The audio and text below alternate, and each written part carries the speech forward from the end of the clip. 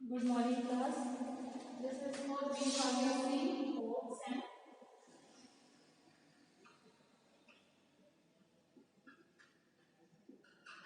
subject is physical pharmaceutics 2.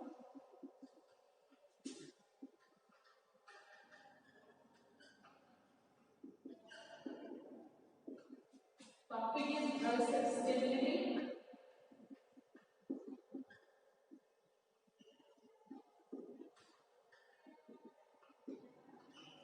Myself Smita, working in Puranmukhi College of Pharmacy as assistant professor in pharmaceutics. Now we will start our topic, that is drug stability. Drug stability क्या है? पहले हमें पता होना चाहिए what is stability. Stability क्या है? Stability is the time period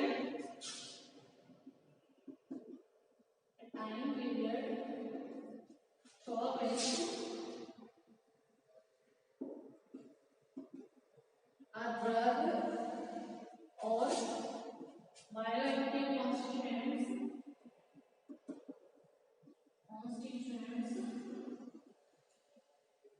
maintain its properties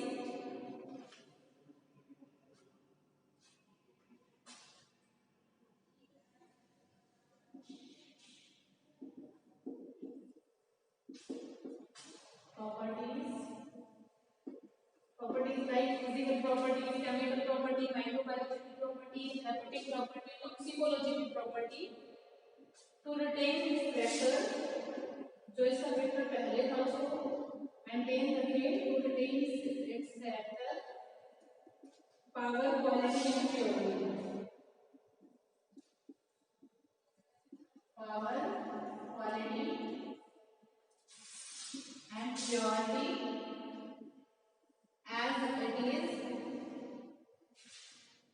during the manufacturing period.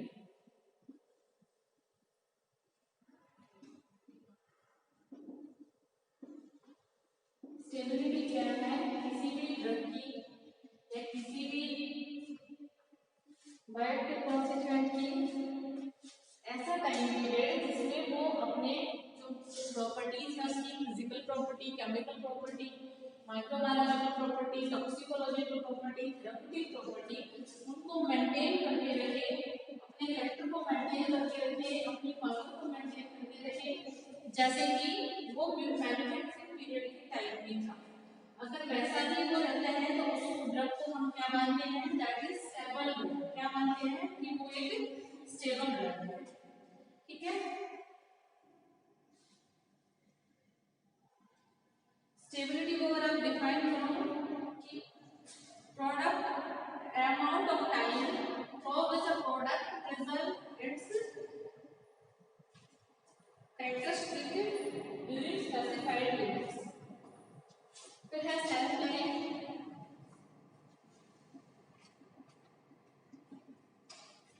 Self life is the time necessary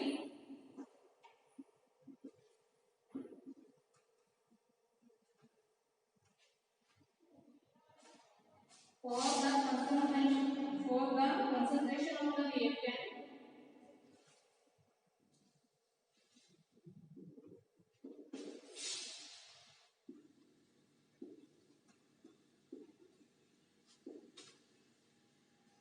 to decrease to 90%.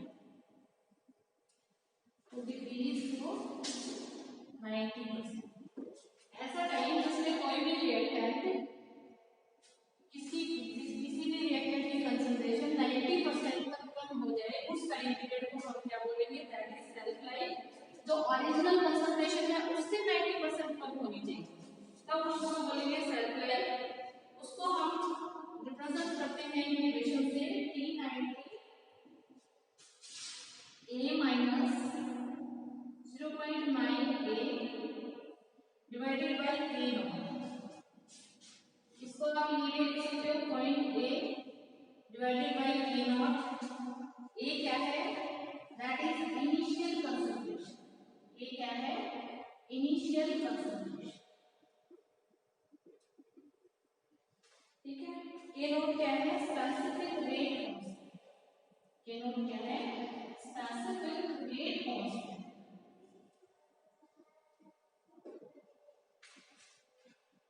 ठीक है, स्टेबिलिटी टेस्टिंग किसके लिए जरूरी है, स्टोरेज कंडीशन मेंटेन करने के लिए, सेल्फ लाइफ प्रेडिक्ट करने के लिए और कंटेनर मॉडल सिस्टम की स्टेबिलिटी के लिए स्टेबिलिटी टेस्टिंग की जरूरत है।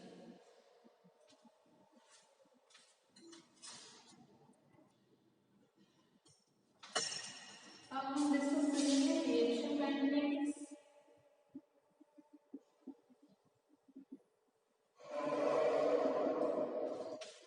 रिएक्शन काइनेटिक्स में क्या है कि जो रिएक्शन ऑर्डर है उसका रिलेशन देखेंगे, रिलेशन ऑफ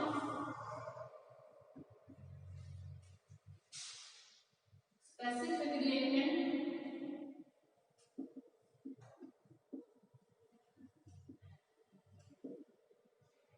ठीक है to the order, reaction order.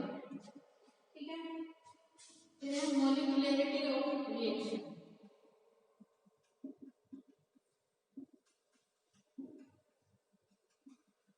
Molecularity of reaction में क्या रहेगा, molecularity it refers to the number of molecule or atom or ion reacting during a reaction, कि कितने मॉलिक्यूल, कितने आयन, कितने भी पार्टिकल जो है रिएक्ट कर रहे हैं प्रोडक्ट बनाने के लिए, उसको हम क्या कहेंगे, that is molecularity of reaction. Unimolecular reaction में अगर कोई सिंगल मॉलिक्यूल पार्टिसिपेट करे प्रोडक्ट बनाने के लिए तो उसको बोलेंगे यूनिमॉलिक्यूलर रिएक्शन। एग्जांपल है जैसे ट्रांस अमीनो एसिड को सिस अमीनो एसिड में अगर कन्वर्ट होती है तो उसको हम यूनिमॉलिक्यूलर रिएक्शन बोलते हैं। फिर आता है order of reaction, number of concentration from जो भी रेट डिटरमाइन करती है।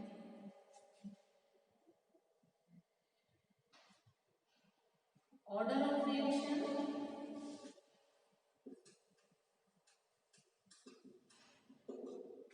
जैसे मान लो कि A प्लस B क्या बना रहे हैं, C प्लस D बना रहे हैं। द रेट ऑफ रिएक्शन क्या है, rate of reaction is directly proportional to the concentration of A to the power of,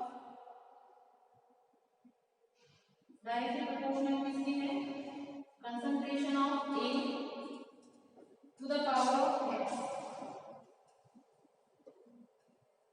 A की X पावर है, जिसको आप ये भी लिख सकते हो, कंसंट्रेशन को अगर आप लिखोगे तो ऐसे लिखोगे और B पे भी ये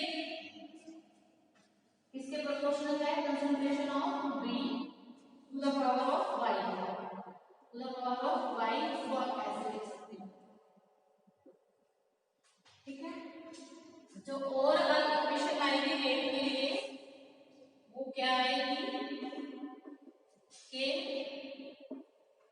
A to the power X into B to the power Y। ठीक है, जो ओवरऑल ऑर्डर रहेगा रिएक्शन का वो क्या रहेगा, X प्लस Y। ओवरऑल जो ऑर्डर रहेगा वो ये रहेगा। ठीक है, मॉलिक्यूलरिटी इसमें मॉलिक्यूल पार्टिसिपेट को काउंट करते हैं। ऑर्डर ऑफ रिएक्शन में A हमने बताया, rate of reaction directly proportional है concentration of A to the power of X and concentration of B to the power of Y।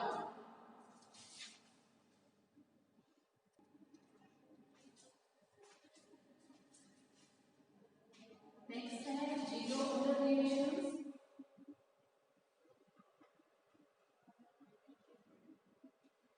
Zero order reaction में क्या है कि जो कंसंट्रेशन है, जो रेट ऑफ रिएक्शन है, rate of reaction is independent of concentration of the reactant.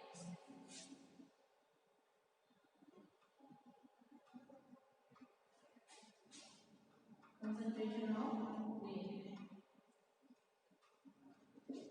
कि reactant कितनी भी अमाउंट में प्रेजेंट हो तो रेट ऑफ रिएक्शन पे कोई इफेक्ट नहीं पड़ेगा, चाहे वो ज्यादा अमाउंट में प्रेजेंट हो चाहे वो कम अमाउंट में प्रेजेंट हो।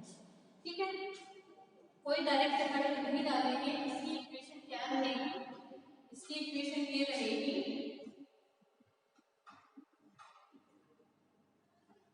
dt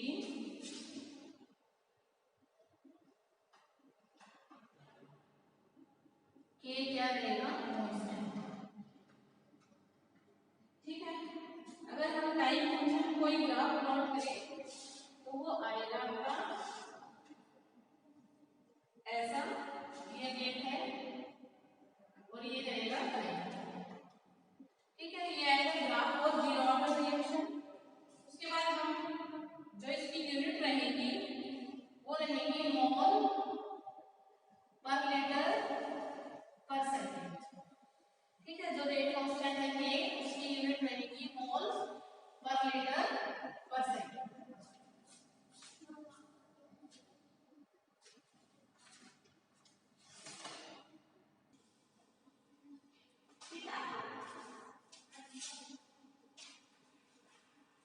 नेक्स्ट है derivation of zero order reaction.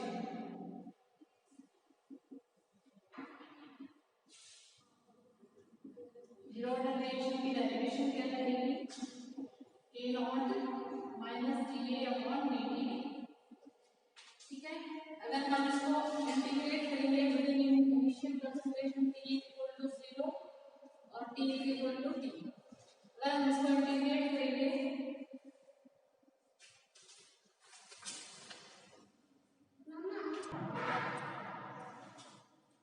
अगर हम इंटीग्रेशन लगाएंगे विद लिमिट्स तो ये आएगा a naught da equal to minus k1 t 0 dt ये आएगा। उसके बाद क्या आ जाएगा a not a t minus a naught minus k t। k not की वैल्यू क्या आएगी, a naught minus a t upon t। जो इनिशियल कंसंट्रेशन को अगर हम a के टर्म में एक्सप्रेस करें तो क्या आएगी, k not a minus c divided by t। ठीक है, ये जो कि हमारी डेरिवेशन थी वो हम ऐसे डेरिवेट करेंगे k naught d upon dt, फिर इसका इंटीग्रेशन करेंगे। उसके बाद a t minus a naught is equal to minus k t ये आ जाएगी।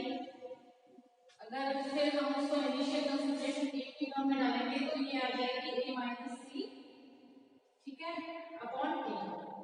उसके बाद अब ये हाफ आएगा zero order reaction.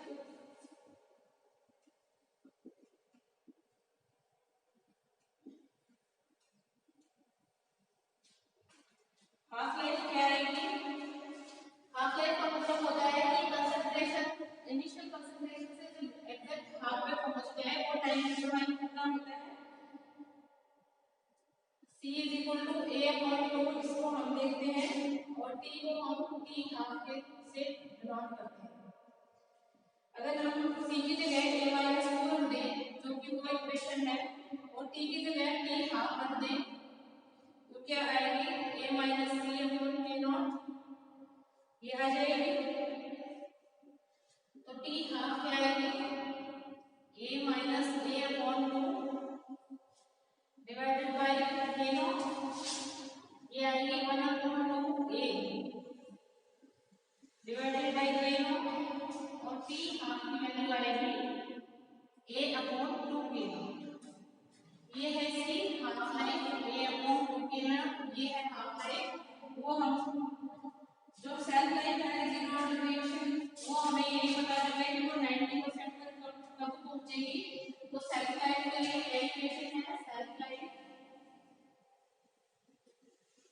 Self life के लिए आएगी 900a अपॉन 90a अपॉन 100 और t आएगा t अपॉन 90। हम इक्वेशन को सब्स्टिट्यूट करेंगे तो क्या आएगा, t90 is equal to a minus 0.9a divided by k naught. तो t90 is equal to 0.1a upon k naught, ये आएगी इसकी सेल्फ लाइफ। ये डेरिवेशन जीरो ऑर्डर का है इसलिए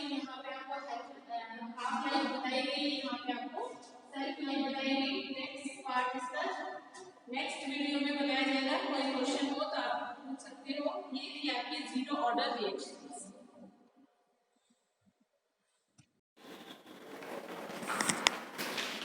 Good morning class. This is class for B Pharmacy 4th Sem. Subject is Physical Pharmaceutics 2 and the topic is Reaction Kinetics. Last video में हमने discuss किया था जीरो ऑर्डर रिएक्शंस। अब हम डिस्कस करते हैं pseudo order reactions, pseudo zero order reactions.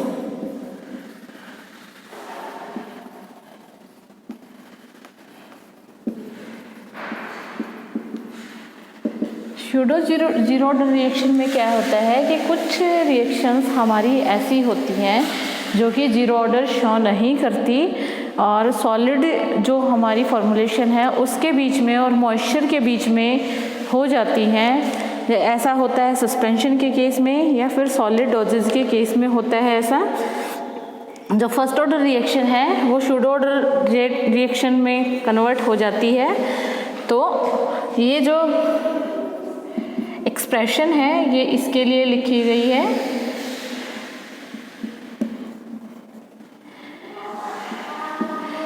जो suspension में फॉर्मुलेशन है ये कंसंट्रेशन ऑफ ड्रग है। जो एक्वस फेज है वो कांस्टेंट रहेगा जब तक कि सस्पेंडेड पार्टिकल कंप्लीटली एग्जॉस्टेड ना हो जाए। फिर हम डिस्कस करेंगे first order reactions.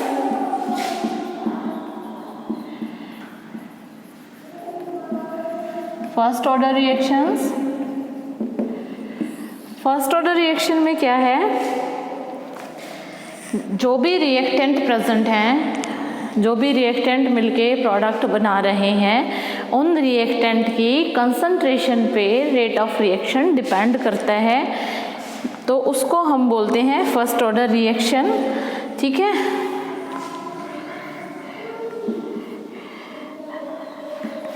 rate of reaction depends on concentration of reactants। जो reactants हैं उनकी concentration पे rate of डिपेंड करता है।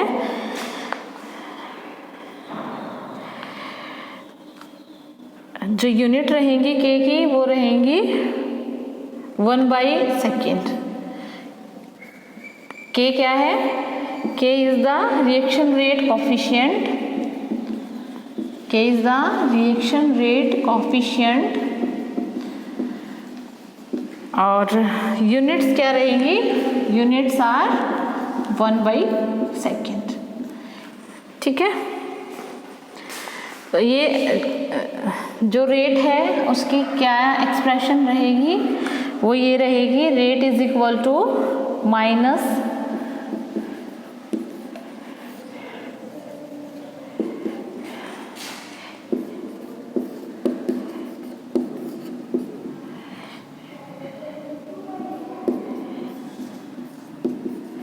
ये रहेगी रेट ऑफ रिएक्शन। ठीक है, अगर आप टाइम वर्सेस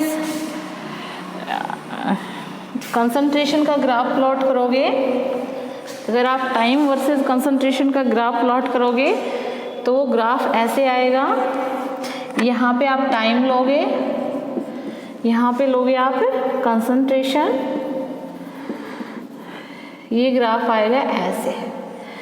ठीक है, फिर है डेरिवेशन कैसे करनी है इसकी। डेरिवेशन कैसे रहेगी?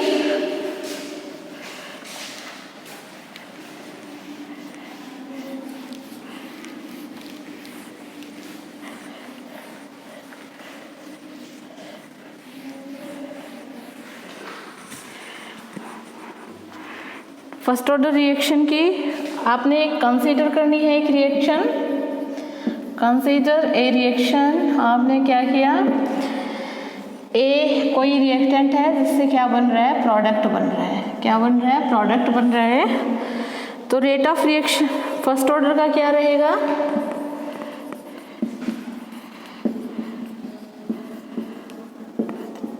फर्स्ट ऑर्डर का क्या रहेगा? Minus dC/dt K1C। ठीक है, अगर आप इसको दूसरी तरह से लिखो, c को इधर लेके आओ तो क्या आएगा, माइनस डी सी अपॉन सी K1 इंटू डी टी। ठीक है, अब जो ये एक इक्वेशन है इसको इंटीग्रेट करो, इंटीग्रेटिंग इक्वेशन 1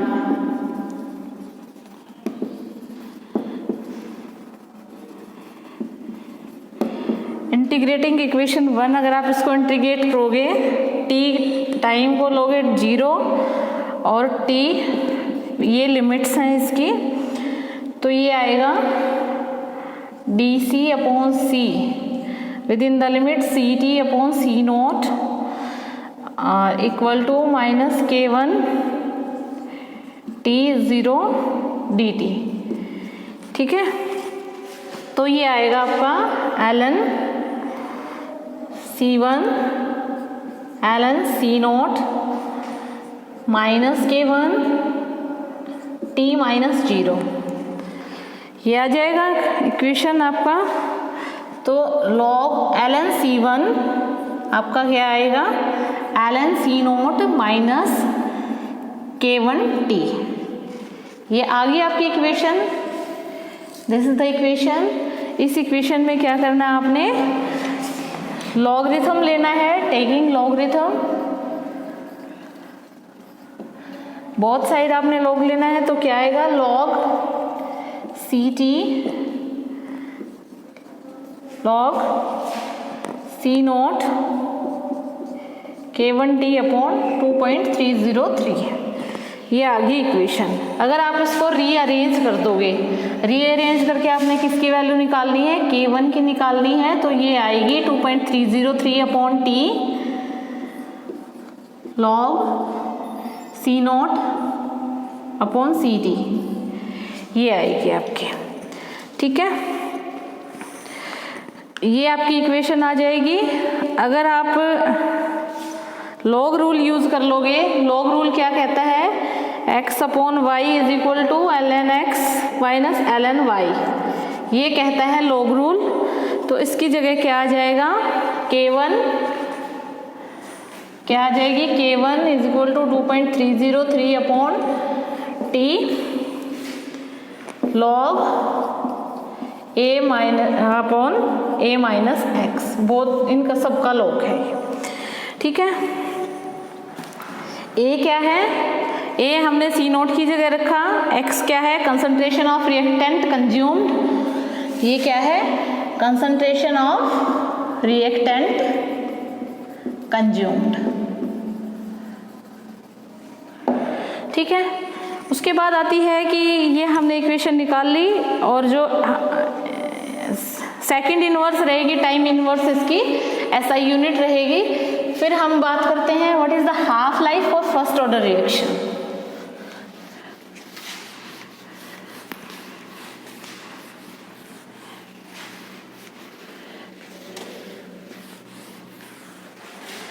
हाफ लाइफ हमने बतानी है फर्स्ट ऑर्डर रिएक्शन की।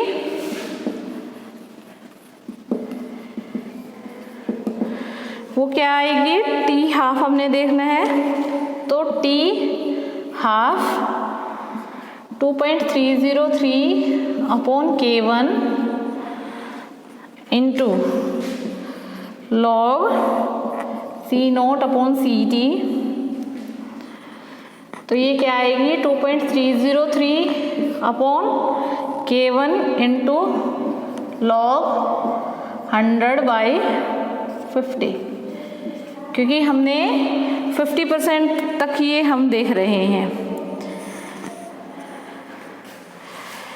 तो फिर आएगी log T half is equal to 2.303 upon K1 into log 2, यहाँ पे log 2 आएगा।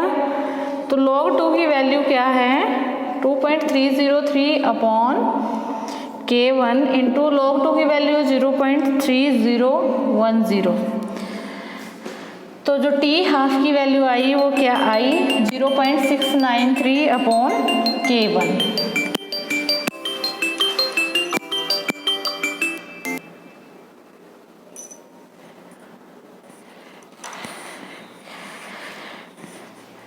क्या वैल्यू आई 0.693 अपॉन K1। अगर हम इसकी सेल्फ लाइफ निकालें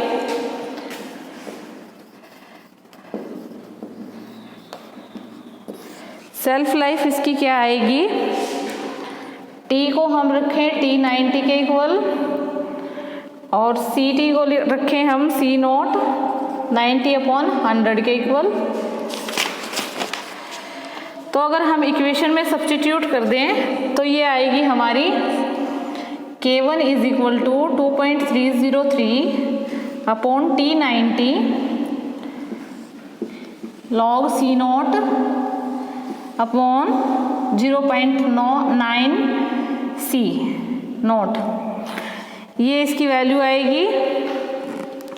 और T90 की वैल्यू अगर हम कैलकुलेट करें तो 0.105 अपॉन K1। हाफ लाइफ आएगी 0.693 अपॉन K1 और सेल्फ लाइफ आएगी 0.105 अपॉन K1। ये था आपका फर्स्ट ऑर्डर रिएक्शन के लिए। ग्राफ आपको बताया, डेरिवेशन आपको बताई, हाफ लाइफ आपको बताई और सेल्फ लाइफ आपको बताई है।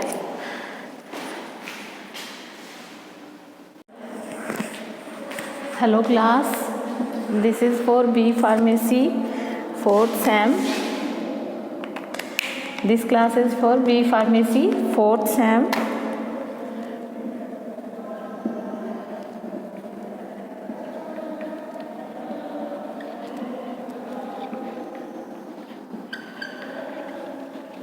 Subject is Physical Pharmaceutics 2.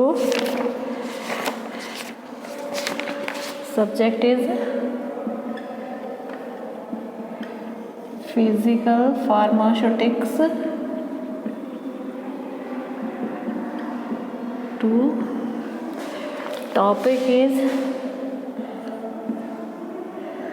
second order reactions. Last में हमने डिस्कस किया था first order reaction and the topic is second order reactions. Myself Sunita, working in Puranmurthy College of Pharmacy as assistant professor in pharmaceutics. The topic is second order reactions. Last हमने discuss किया था zero order reactions.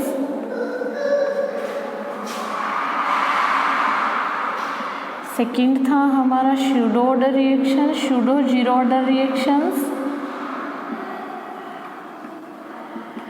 Then हमने discuss किया first order reactions.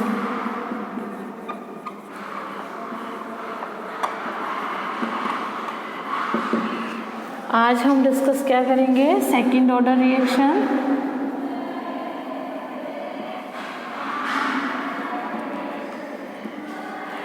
जो second order reaction होती है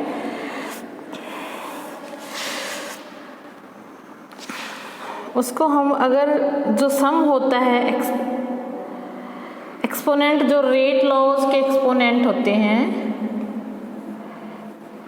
exponents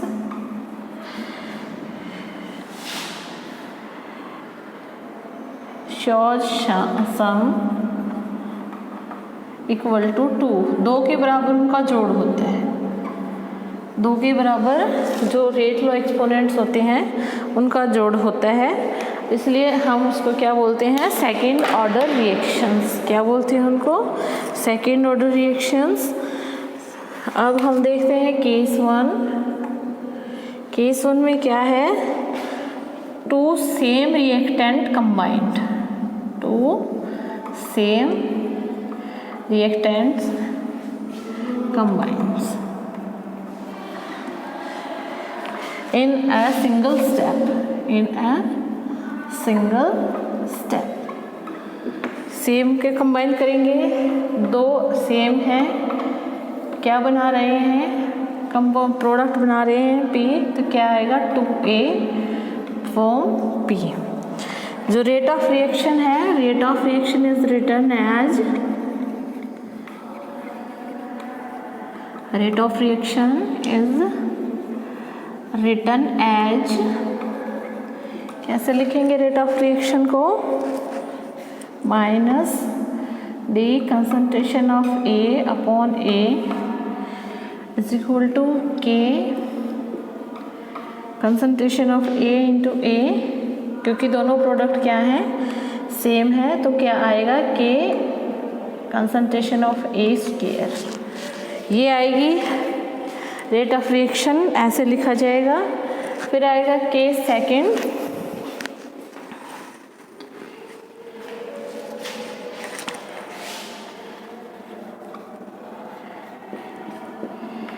के second में क्या आएगा, two different reactant combines, two different reactants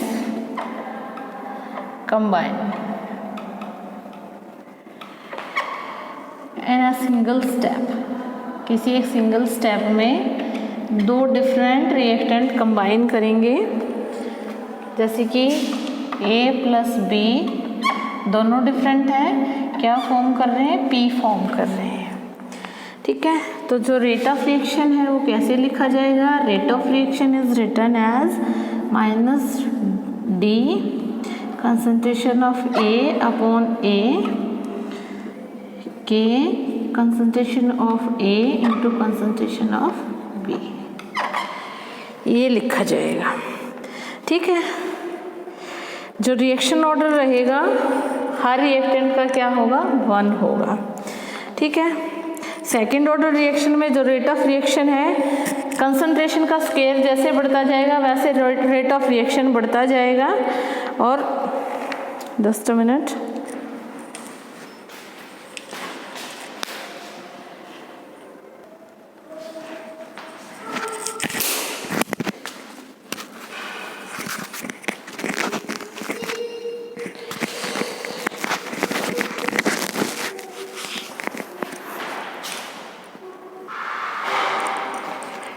next है डिफरेंट रिएक्टेंट। अगर हम करते हैं तो हमने बता दिया था ग्राफ सेकेंड ऑर्डर रिएक्शन के लिए,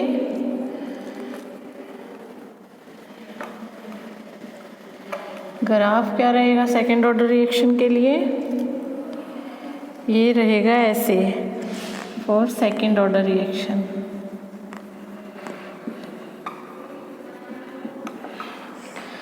ठीक है, ये कंसंट्रेशन यहाँ पे रहेगी, यहाँ पे रहेगा टाइम। फिर आती है डेरिवेशन, क्या करनी है, derivation of second order reaction.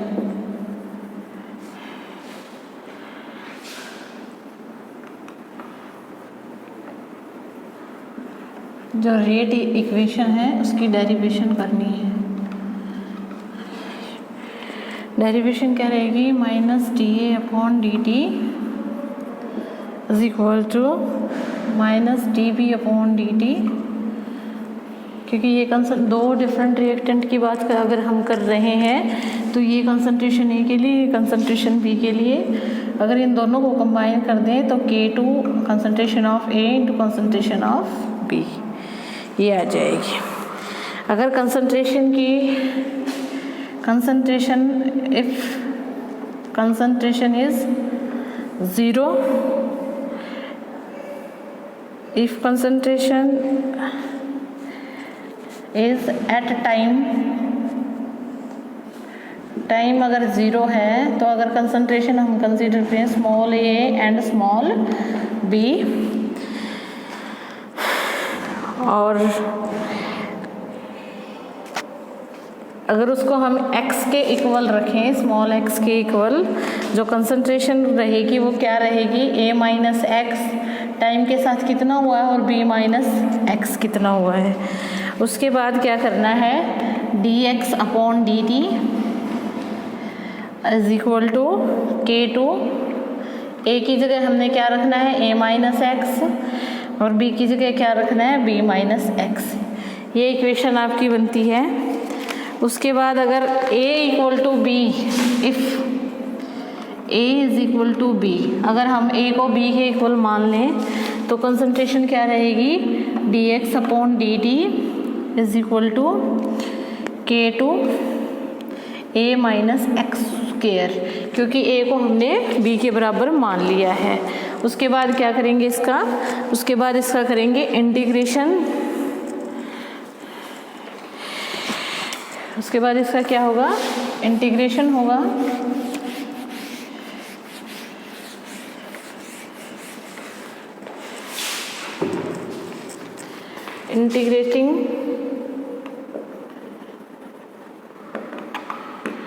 Integration अगर इसका है तो हम कंडीशन क्या रखेंगे, x is equal to 0, t is equal to 0, x is equal to x and t is equal to t।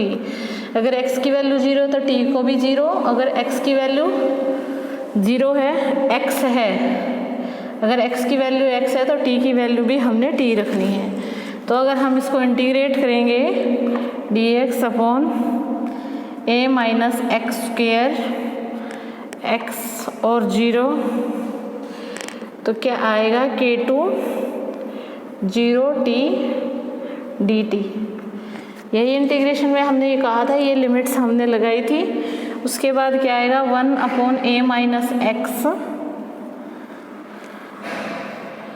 Minus 1 upon a minus 0 is equal to k2 t minus 0, ये आएगा इसका। फिर इसको हम फर्दर सॉल्व करेंगे। Further solve करते हैं तो क्या आएगा, a minus a plus x divided by a, ये इसका एलसीएम लेके किया है तो इक्वल टू k2 t के बराबर आ जाएगा। इसको सॉल्व करेंगे तो इक्वेशंस क्या बन जाएंगी, x upon a minus x बराबर k2 t के। अगर हम इसको k2 की टर्म में लिखना चाहें तो क्या आएगा, k2 is equal to 1 upon x upon a minus x upon a minus x, ये इसकी रहेगी। ठीक है, ये जो इक्वेशन है ये कांस्टेंट को कैलकुलेट करने के लिए यूज़ की जाती है, क्योंकि हम ये कांस्टेंट के इक्वल रखेंगे। अगर हम a को b के इक्वल ना माने, a को हम b के इक्वल ना माने तो इक्वेशन क्या रहेगी, k2 is equal to 2.303 divided by t a minus b into log b a minus x a b minus x, ये इक्वेशन रहेगी। ये इक्वेशन जो हमने k2 कैलकुलेट किया है, ये इक्वेशन उसकी थी जब हमने माना था if a is equal to b। लेकिन अगर किसी केस में a is equal to b नहीं है, उस केस में क्या होगा, a is equal to b नहीं है, उस केस में इक्वेशन आपकी ये रहेगी, k2 is equal to 2.303 upon t a minus b into log b a minus x a b minus x. ठीक है, अगर ये देखा जाए b a माइनस एक्स और b a b minus x क्या है, ये देते हैं एक स्ट्रेट लाइन, और जो यूनिट रहेंगी इसकी सेकेंड ऑर्डर रिएक्शन की यूनिट्स क्या रहेंगी, वो रहेंगी कंसंट्रेशन इनवर्स, टाइम इनवर्स और SI यूनिट रहेंगी। SI यूनिट क्या रहेगी इसकी, मोल इनवर्स, सेकेंड इनवर्स। ठीक है, उसके बाद आती है half life of second order reaction.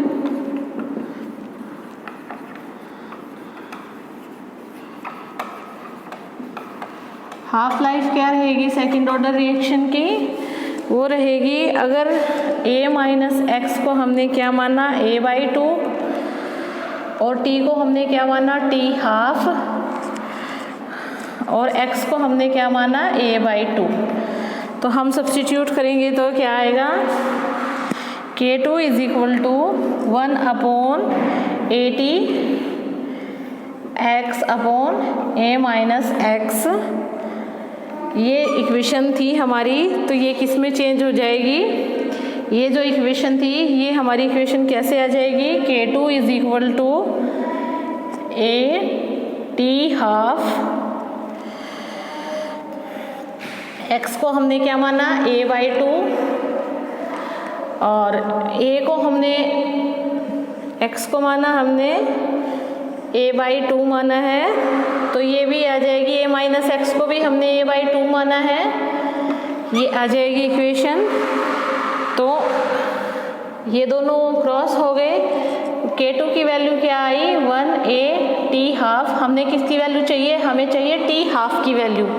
T half की वैल्यू क्या आएगी, T half is equal to 1/AK2। ठीक है, जो हाफ लाइफ के लिए यूनिट रहेंगी वो रहेंगी टाइम पर कंसंट्रेशन, ये हाफ लाइफ की यूनिट रहेंगी। हाफ लाइफ को हमने सेकेंड ऑर्डर रिएक्शन के लिए इक्वेशन अगर देखें तो हमारी वो वाली आएगी T हाफ 1/AK2। ठीक है,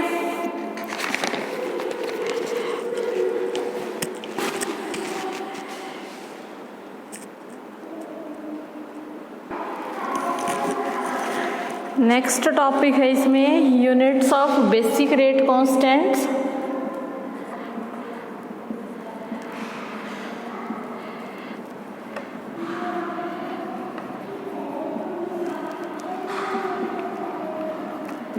जो बेसिक रेट कांस्टेंट है उनकी unit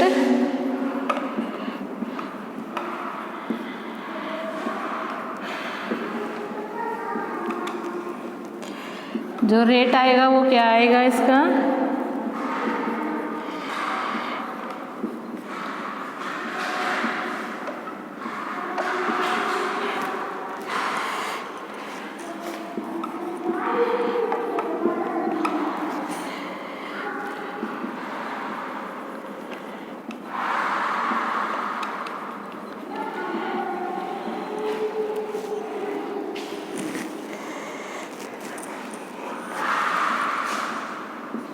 small k is equal to rate upon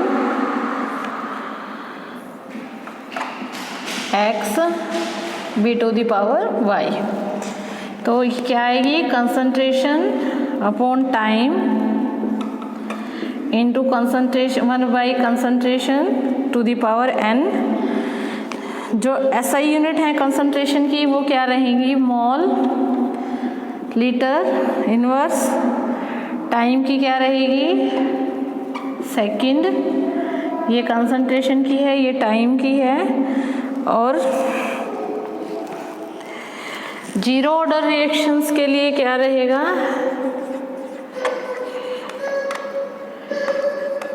reaction की यूनिट क्या रहेंगी रेट कांस्टेंट की, मोल, लीटर,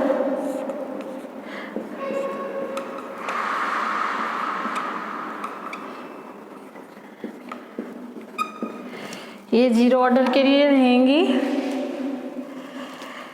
फर्स्ट ऑर्डर के लिए क्या रहेगी,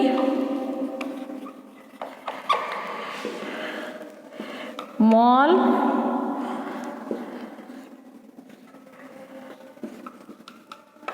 वन अपॉन मोल,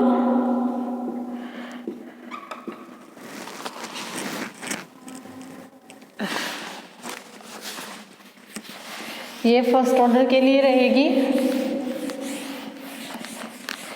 फिर है सेकंड ऑर्डर, सेकंड ऑर्डर के लिए रहेगी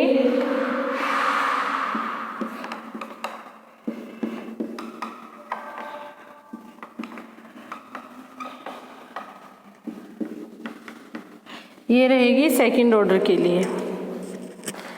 ठीक है, यहाँ आपका ये topic second order rate reactions और unit of basic rate constant complete होता है। फर्दर क्वेरी के लिए आप कमेंट्स कर सकते हो।